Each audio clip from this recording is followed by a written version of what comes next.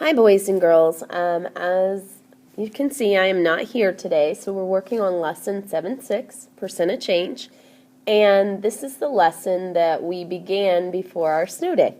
So you should have these notes already written because that's what I assigned you to do previously. Go ahead and get them out. If the sub needs to pause at any point, go ahead.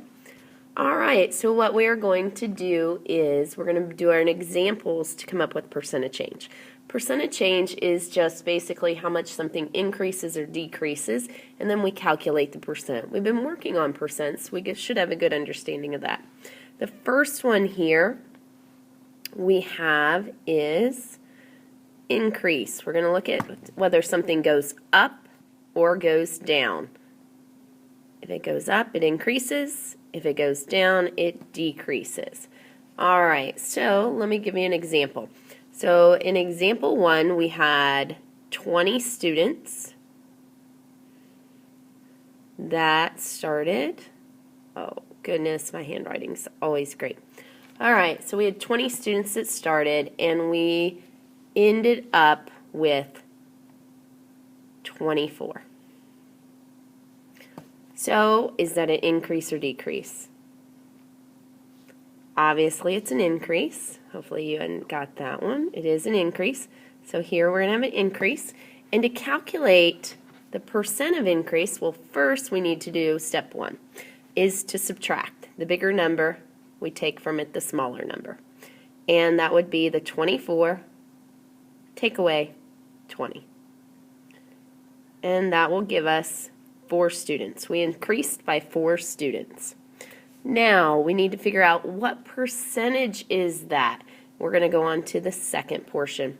Alright, so to actually get the percent, we look at step 2 here.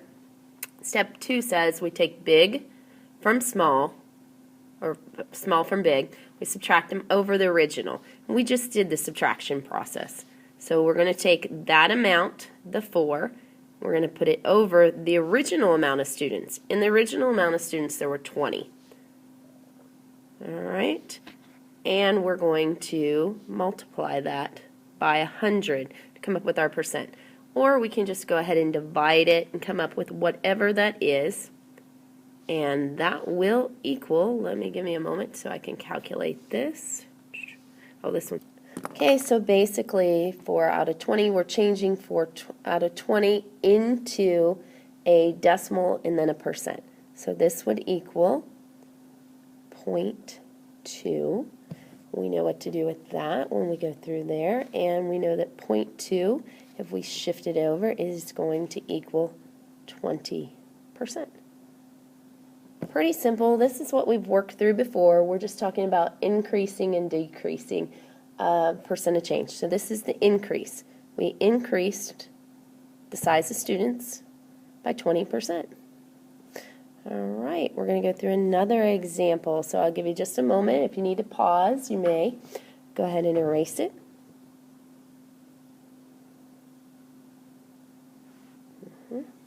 All right, looking at our second example. In our second example, we have 150. We're going to go to 144. Now, the first thing you're going to want to identify, is it an increase or decrease? Go ahead and pause, let you guys think about that. All right, we were at 150, and now we're 144. So it is a decrease. Okay. And you go through and subtract the 2, just like we did previously. So we have 150, take away 144. All right, and we should come up with 6, and we put that to figure out the percent of change. We're going to put that all over the original, and the original was 150. So we put that over 150, and now we change 6 over 150. What percentage is that? What is 6 out of 150 as a percent? We change it to a decimal once again. And I'm putting in my calculator right now, coming up with 0.004. Oops, that's wrong. Sorry about that. I looked at it incorrectly. It's .04. And we change that over into a percent. You guys know we shift them back, and that would give us a total of 4%. So 6 out of 150 is approximately 4%. Okay, let's go ahead. We'll do one more example. If you need to pause this, you're more than welcome to. Okay. All right, our next example is we're going to go from 45 quarts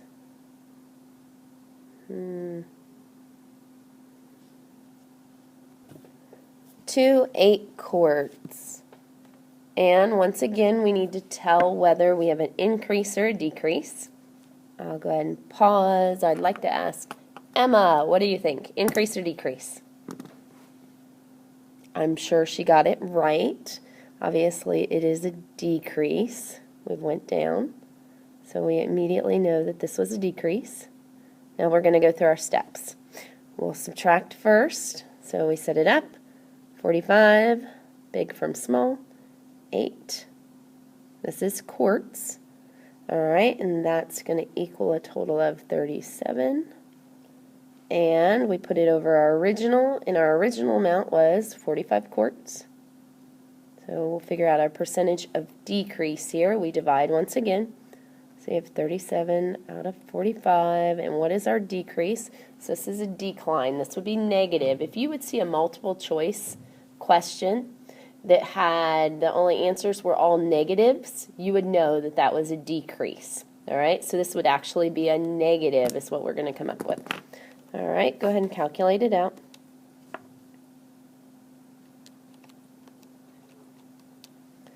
Okay, and you should come up with 0.822, and then we're going to round it. Oops, sorry. All right, for this one, when we do our percent, we're going to round it to the nearest tenth behind the decimal. So we're going to still shift it over like we did previously. 1, 2, we're going to end up with 82.2% as our answer here.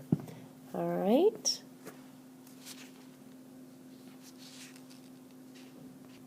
If you're not done writing this down, you can pause the video. Otherwise, I'm going to scroll up to the next part.